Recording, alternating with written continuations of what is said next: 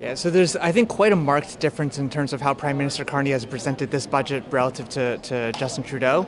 We see quite a lot less than the kind of income sprinkling that we saw in previous budgets, where we had perhaps hundreds of different measures with small amounts in each, trying to address a wide variety of issues, everything from climate change to Indigenous reconciliation to economic competitiveness.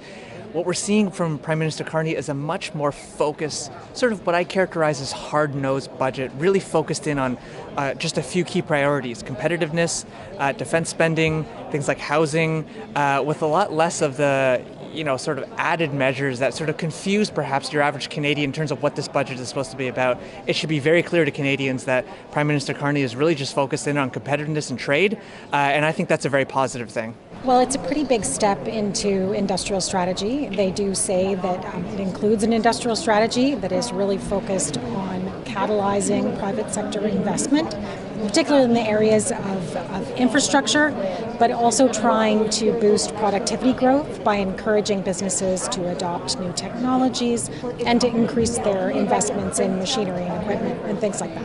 There's some high-level statements about how they're going to better coordinate across organizations and entities. So you have the Major Projects Office, for example, that is going to be trying to connect projects with various programs such as Canada Infrastructure Bank, the Canada Growth Fund, things like that, to try and have more coordination and help to overcome barriers that the private sector is facing to investment. First thing the budget does is it creates a big to-do list for the public service. So all of the the pivots in the policy are giving public servants a lot of work to do, whether it's in housing or defense or security or competitiveness so there's all that.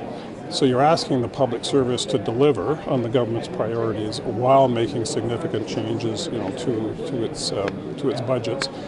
I would say it's a significant shift after 7 or 8 years of growth and expanding headcounts and budgets to a period of downsizing and tight budgets.